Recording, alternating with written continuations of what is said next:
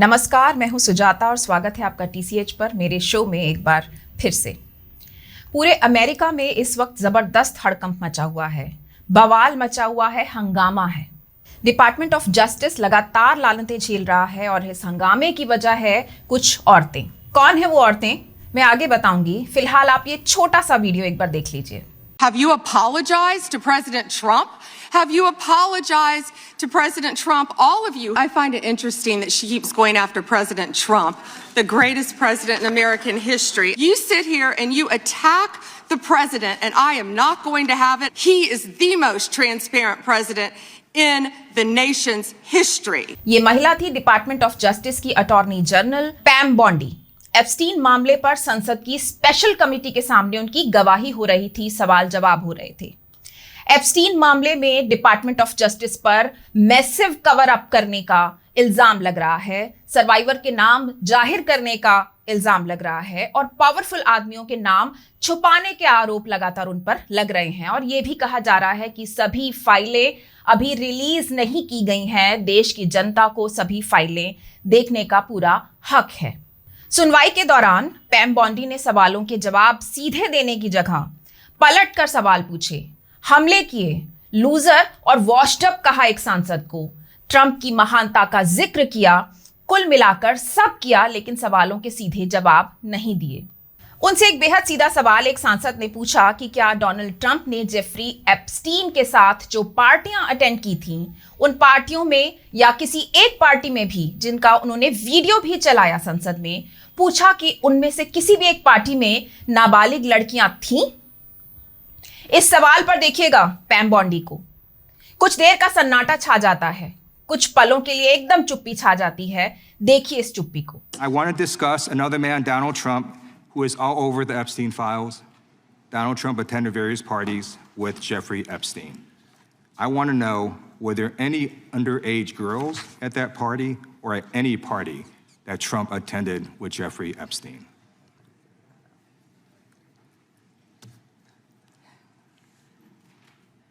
This is so ridiculous, and that they are trying to deflect from all the great things Donald Trump has done. There is no evidence that Donald Trump has committed a crime. Everyone knows that. This has been the most transparent presidency. He's the one that asked that those files I'm reclaiming my time. be released. I got your answer. You said there's no evidence. President Trump asked Mr. Chairman, please that stop the he clock. sign Stop the clock. the legislation. This is ridiculous. Time. कितना असहज करने वाला सन्नाटा था। आप तैयार होकर आते हैं झूठ का साथ देने के लिए, लेकिन किसी एक छोटे से पल में भी सच आपको दबोच सकता है, एक्सपोज कर देता है, निहत्था कर देता है, जैसे पैम बॉन्डी को यहां पे कर दिया। मैं इस साइलेंस को कन्फेशन कहूंगी। इस नॉन वर्बल कन्फेशन के बाद, इसके बावजूद बॉन्डी वही व्हाट अबाउटरी करती हैं जो हमारे यहाँ के कोदी मीडिया के पत्रकार करते हैं, हमारे मंत्री करते हैं जब भी उनसे सवाल पूछे जाते हैं, जब भी उनसे जवाबदेही एक्सपेक्ट की जाती है। बॉन्डी ने साफ कहा वही जो हमारे यहाँ के मंत्री भी कहते हैं कि ये सारे सवाल जो उनसे पूछे जा रहे हैं, ये महान ट्रंप के महान कामों से ध्यान भटकाने के लिए किए जा रहे हैं। आपको पता है उन्होंने ये किया है, उन्होंने वो किया है। इसके बाद वे हमले पर उतर आती हैं कि इन सांसदों के अपने स्टेट में क्या हो रहा है उस पर बात नहीं करते हैं, वगैरह वगैरह। पैम बॉन्डी ट्रंप को अमेरिका के इतिहास का सबसे महान और ट्रांसपेरेंट प्रेसिडेंट बताती हैं और पूरा अमेरिका एप्स्टीन आइलैंड की सर्वाइवर, कांग्रेस सदस्य उन्हें अब तक की सबसे खराब अटॉर्नी जनरल कह रहे हैं। लेकिन मैं जिन महिलाओं की बात कर रही हूं जिन्होंने इस समय हंगामा मचा रखा है अमेरिका में, वो कोई और हैं जिनकी वजह से नौबत यहां तक आ पहुंची है, इतना हंगामा बरपा है अमेरिकी संसद में। बस एक छोटा सा वीडियो और देखिए कि कैसे संसद की विशेष समिति के सामने जब पैम बॉन्डी की गवाही चल रही थी, तब एक सांसद प्रमिला जयराम उन्हें कैसे आड़े हाथों लेती हैं। जब बॉन्डी कहती है कि ट्रंप किसी अपराध में शामिल नहीं है, तो वो एक मेल दिखा देती हैं। डिपार्टमेंट ऑफ जस्टिस पर इल्जाम है कि उसने पूरी फाइलें जनता के सामने नहीं रखी, जितनी रखी उनमें सर्वाइवर्स के नाम और पहचान जाहिर होने दी, लेकिन कुछ ऑफेंडर्स के नाम जानबूझकर छिपा दिए क्योंकि वो बहुत ताकतवर लोग थे। To the survivors in the room, if you are willing, please stand. And if you are willing, please raise your hands if you have still not been able to meet with this Department of Justice. Please know for the record that every single survivor has raised their hand. Attorney General Bondi, you apologized to the survivors in your opening statement for what they went through at the hands of Jeffrey Epstein. Will you turn to them now and apologize for what your Department of Justice has put them through with the absolutely unacceptable release of the Epstein files and their information?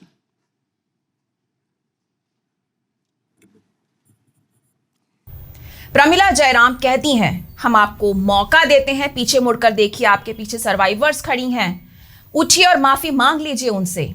एक मानवता का पल होगा ये। लेकिन बॉन्डी हिलती भी नहीं, पीछे मुड़ती भी नहीं। खैर, जो कुछ चल रहा है वहां, उसे देखकर लगता नहीं है कि एप्स्टीन फाइल की आग अभी अमेरिका में ठंडी होने वाली है। लेकिन मैं वापस आती हूं उन औरतों पे जिनकी वजह से ये सारा हंगामा मचा, जिनकी वजह से ये सारे राज खुले, जिनकी वजह से ये फाइलें दुनिया के सामने आ गईं। क्या किया उन्होंने ऐसा कि सब राज बाहर आ गए? कौन थी वो औरतें, कौन है वो औरतें जिनकी वजह से आज हम इस दरिंदगी पर बात कर पा रहे हैं? जेफरी एप्स्टीन के सेक्स ट्रैफिकिंग मामले को उजागर करने और फाइल्स को सार्वजनिक करने में कई महिलाओं की हिम्मत, जांच और कानूनी लड़ाई अहम रही है। ये वो तमाम औरतें हैं जिन्होंने अपनी हिम्मत से दुनिया के तमाम सबसे पावरफुल लोगों के खिलाफ जाकर एक घिनौने सच को दुनिया के सामने लाकर हंगामा मचा दिया है, जो तब तक शांत नहीं होगा जब तक कि अकाउंटेबिलिटी तय नहीं होगी। ताकत और सत्ता के दुरुपयोग की और सर्वाइवर के साथ हुए अन्याय की। उन तमाम औरतों के बारे में मैं आपको बताऊंगी जिनकी मेहनत और हिम्मत को याद रखना चाहिए, शुरुआती आरोपों से लेकर डॉक्यूमेंट्स के अनसील होने तक। ये कहानियां सर्वाइवर्स की बहादुरी, पत्रकारिता के साहस और न्याय प्रक्रिया की विल को दर्शाती हैं। जूली के ब्राउन, इनका नाम आपने बार बार सुना होगा इन दिनों। खोजी पत्रकार जूली के ब्राउन मियामी हेराल्ड की एक इन्वेस्टिगेटिव जर्नलिस्ट हैं, जिन्होंने एप्स्टीन केस को, जिसे दबा दिया गया था, फिर से जिंदा कर दिया अपनी रिपोर्टिंग से। 2018 में उनकी 3 पार्ट की सीरीज परवर्जन ऑफ जस्टिस ने एप्स्टीन के 2008 के lenient नॉन प्रोसिक्यूशन एग्रीमेंट को उजागर किया, जिसमें दर्जनों विक्टिम्स और सर्वाइवर्स की अनदेखी हुई थी। उन्होंने सालों तक पीड़िताओं से बात की, दस्तावेज खंगाले और एप्स्टीन के पावरफुल कनेक्शंस को सामने लाया। इस सीरीज की वजह से ही 2019 में एप्स्टीन की दोबारा गिरफ्तारी हुई। याद रखिए, दोबारा गिरफ्तारी हुई, यानी एप्स्टीन को, इतने खूंखार आदमी को, ऐसी अपराधी मानसिकता को बचाया गया था, इसलिए कि उसके साथ वो लोग भी नंगे हो जाते जो अपने अपने देश में महानता का चोला ओढ़कर पब्लिक को बेवकूफ बना रहे थे। न जाने कौन सा बिजनेस एक अपराधी के साथ कर रहे थे, शायद अपनी सरकारें बनवा रहे थे, बचा रहे थे। जूली के ब्राउन ने बाद में किताब लिखी, perversion of justice, the Jeffrey Epstein story, 2021 में, जो केस की पूरी कहानी बताती है। जूली को इस काम के लिए कई अवार्ड्स मिले और वो एप्स्टीन की मौत के बाद भी जांच की मांग करती रही लगातार। उनकी रिपोर्टिंग ने दुनिया को एप्स्टीन के अपराधों की गहराई दिखाई। वर्जीनिया लुइस ज्यूफ्रे, वो सर्वाइवर जिसने अपनी आप बीती बताकर इस भयानक सच को सामने लाने का काम किया और मुकदमा किया। वर्जीनिया एप्स्टीन की सबसे प्रमुख पीड़िताओं में से एक थी। 16-17 साल की लगभग उम्र में 1999-2002 के बीच में एप्स्टीन और घिस्लेन मैक्सवेल ने उन्हें सेक्स ट्रैफिकिंग के लिए रिक्रूट किया। वे मार-ए-लागो में स्पा अटेंडेंट थीं, जहां मैक्सवेल ने उन्हें नौकरी का लालच दिया। वर्जीनिया ने आरोप लगाया कि उन्हें एप्स्टीन के शक्तिशाली दोस्तों जैसे प्रिंस एंड्रयूज और बिल क्लिंटन वगैरह के साथ सेक्स के लिए मजबूर किया गया। 2015 में उन्होंने घिस्लेन मैक्सवेल के खिलाफ डिफेमेशन मुकदमा दायर किया। इसी मुकदमे के हजारों पन्ने के डॉक्यूमेंट्स में ही जो कुछ लिखा गया है, जो कुछ दर्ज है, उसी को एप्स्टीन फाइल के नाम से जाना जाता है, जिसे अनसील किया गया 2024 में। वर्जीनिया ने सार्वजनिक रूप से अपनी कहानी साझा की। बाकी सर्वाइवर्स को भी हिम्मत दी अपनी बात कहने के लिए आगे आकर, और प्रिंस एंड्रयू के खिलाफ मुकदमा जीता। 2022 में एक अनडिस्क्लोज्ड अमाउंट के साथ ये सेटलमेंट हुई। अनफॉर्चुनेटली 2025 में उनकी मौत हो गई। रिपोर्ट्स के हिसाब से ये सुसाइड था, लेकिन उनकी मृत्यु के बाद उनका मेमोआर प्रकाशित हुआ जिसमें उन्होंने अपनी पीड़ा और न्याय की लड़ाई का वर्णन किया है। उनकी हिम्मत ने पूरे नेटवर्क को चुनौती दी। वर्जीनिया के एक सोशल मीडिया हैंडल के बायो में आज भी लिखा है, Pursuit of justice doesn't stop with Epstein. The elites who trafficked me and so many others are going down. The house of cards will begin to fall. जज Loretta ए प्रेस्का। न्यायाधीश Loretta प्रेस्का अमेरिकी federal जज हैं जिन्होंने ज्यूफ्रे मैक्सवेल केस के सीलबंद documents को अनसील करने का महत्वपूर्ण फैसला लिया, जिससे ये दुनिया के सामने आए। यानी एप्स्टीन फाइल के सामने आने में शामिल एक और औरत का साहस जो सही वक्त पर एकदम सही जगह पर थी। याद रखिए, एक सही जगह पर एक साहसी औरत के होने से इतिहास बदल जाता है। इसलिए भी ज्यादातर पावर पोजीशंस पर फेमिनिस्ट औरतों को नहीं आने दिया जाता, क्योंकि फिर समाज के वो सच सामने आने लगते हैं जिन्हें ताकतवर आदमी छुपा के रखना चाहते हैं।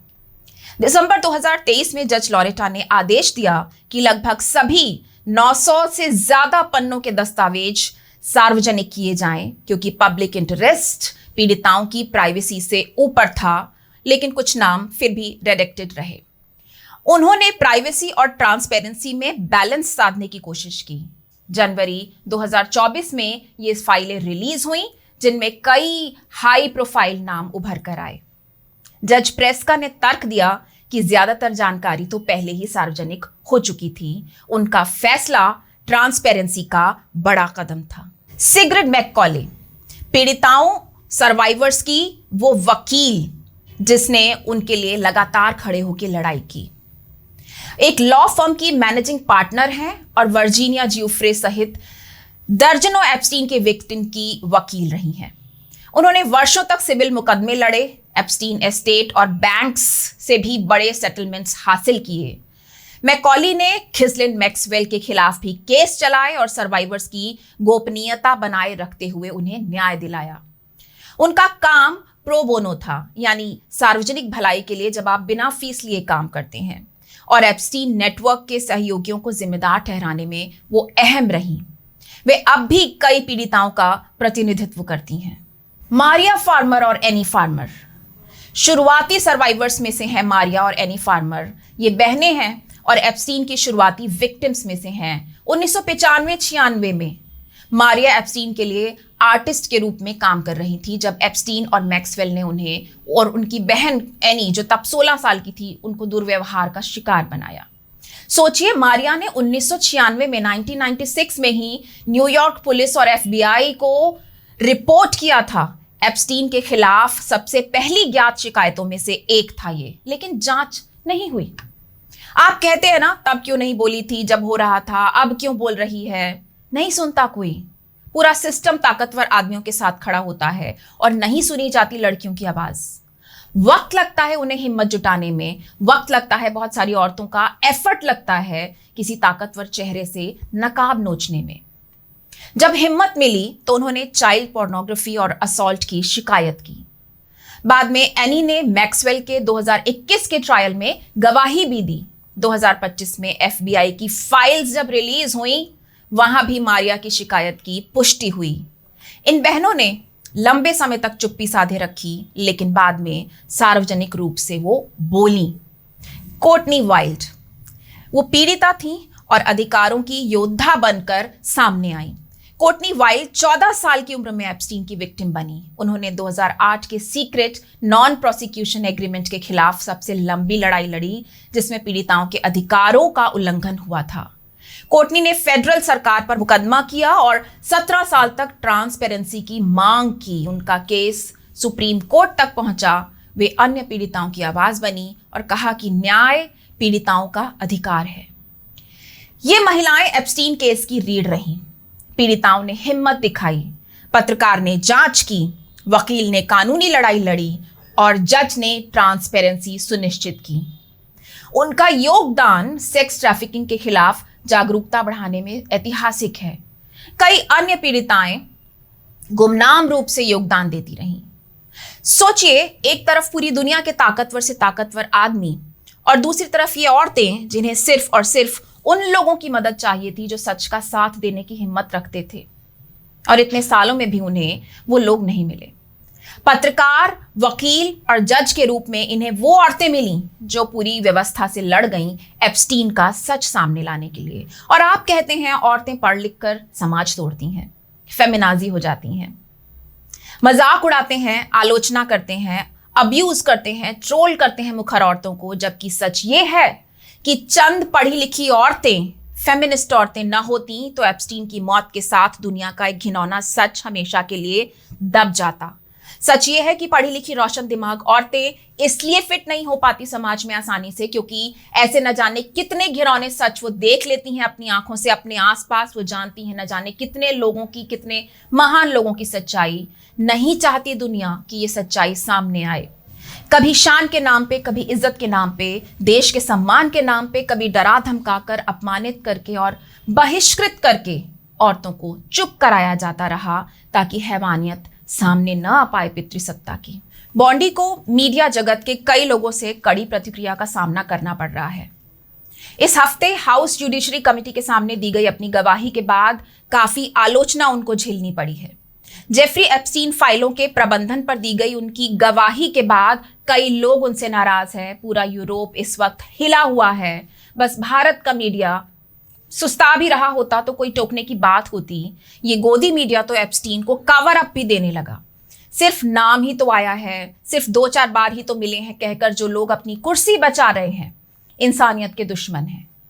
एक बार पॉक्सो लग जाए तो 1000 तिकड़म लगाते हैं लोग उससे बचने की। सोचिए कितने पॉक्सो लगते उस आदमी पर और उन तमाम लोगों पर जो उन पार्टियों में शामिल थे जहां बच्चियां लाई जाती थीं, रेप की जाती थी, अब्यूज होती थी। रावण ने तो अपहरण किया था सीता माँ का, तो सवाल उठ गए थे उन पर। अग्नि परीक्षा देनी पड़ी थी उन्हें, जबकि उनका कोई दोष नहीं था।